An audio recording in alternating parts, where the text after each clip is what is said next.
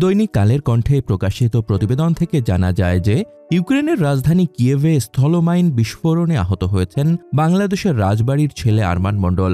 ইউক্রেনের ড্রোন হামলা প্রতিহত করতে গিয়ে গত বৃহস্পতিবার মাইন বিস্ফোরণে আক্রান্ত হওয়ার দাবি করেন তিনি। ২১ বছর বয়সী এই তরুণ রাশিয়া ইউক্রেন যুদ্ধে কিভাবে জড়ালেন সে বিষয়ে অনুসন্ধান করেছে কালের কণ্ঠ। এতে বেরিয়ে আসে একটি এজেন্সির ভয়াবহ প্রতারণার তথ্য। বিভিন্ন কারখানা ও ক্যান্টনমেন্টে মালি বা বাবুর্চির কাজ দেওয়ার কথা বলে তরুণদের পাঠানো হয় রাশিয়ার যুদ্ধক্ষেত্রে। সেখানে অকাতরে প্রাণ হারাচ্ছে অনেকে। শুধু এক এজেন্সির মধ্যস্থতায় পাঠানো ১০ তরুণের মধ্যে ৮ জন যুদ্ধে জড়াতে বাধ্য হয়েছেন বলে খবর পাওয়া গেছে। এদের মধ্যে অনেকের কোনো খোঁজ মিলছে না। সেখানে ১ মাস সশস্ত্র প্রশিক্ষণের পর গত বৃহস্পতিবার সকালে গোলাবারুদ নিয়ে রওনা দেন কিয়েভের দিকে। এ সময় ইউক্রেনের ছোড়া ড্রোন হামলা প্রতিহত করতে অন্য সৈনিকদের সঙ্গে ছিলেন তিনিও। সেখানে স্থলমাইন বিস্ফোরণের ঘটনা ঘটলে তিনি আহত হন। এ সময় তিনি ২ পায়ের ব্যান্ডেজ দেখান। আরমানের বাড়ি রাজবাড়ির কালুখালী উপজেলার মাঝবাড়ি ইউনিয়নের কুষ্টিয়াডাঙ্গি গ্রামে। তার বাবা আকরাম মণ্ডল কৃষিকাজ করে সংসার চালান। আরমান কালিয়াকান্দি বীর মোশাররফ কলেজে পড়াশোনা করতেন। গত বছরের সেপ্টেম্বরের দিকে স্থানীয় দালাল মঞ্জুরুল হোসেনের প্রলোভনে পড়ে রাশিয়ায় যাওয়ার আগ্রহ দেখান। মঞ্জুরুল তাকে নিয়ে যায় ড্রিম হোম ট্রাভেল নামে একটি এজেন্সির অফিসে।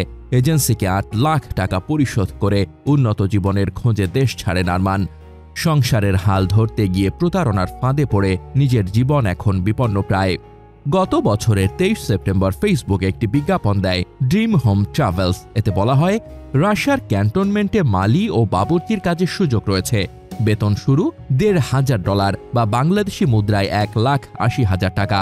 মাত্র ৩০ দিনের মধ্যে ভিসা প্রক্রিয়া সম্পন্ন হওয়ার তথ্য তুলে ধরা হয় এতে। ফেসবুকে চটকদার বিজ্ঞাপনের পাশাপাশি মাঠ পর্যায়ে স্থানীয় দালালদেরও কাজে লাগিয়ে দেয় ড্রিম হোম ট্রাভেলস। দালালরা উন্নত জীবনের আশ্বাস দিয়ে নানাভাবে উদ্বুদ্ধ করে তরুণদের। সরল মনে তা বিশ্বাস করেন কলেজ পড়ুয়া আরমান সহ অন্যরা। বিভিন্ন এলাকা থেকে স্থানীয় দালালরা এই তরুণদের ঢাকায় ট্রাভেল এজেন্সির অফিসে নিয়ে আসে। একজন থেকে নেওয়া হয় ৮ লাখ টাকা করে। আরমান কালের কণ্ঠকে জানান তাদের প্রত্যেকের সঙ্গে আলাদা চুক্তি করে ড্রিম হোম ট্রাভেলস। তিনি সহ ১০ জন তরুণকে প্রথমে ওমরা ভিসায় সৌদি আরবে পাঠায় ড্রিম হোম ট্রাভেলস। সেখান থেকে তাদের বিক্রি করে দেওয়া হয় রাশিয়ান একটি চক্রের কাছে। রাশিয়ায় পৌঁছানোর পর তাদের ১ মাসব্যাপী কমান্ডো প্রশিক্ষণ দেওয়া হয়। কৌশলে ২ জন দেশে ফিরে আসতে সমর্থ হলেও ফেঁসে যান বাকি ৮ জন।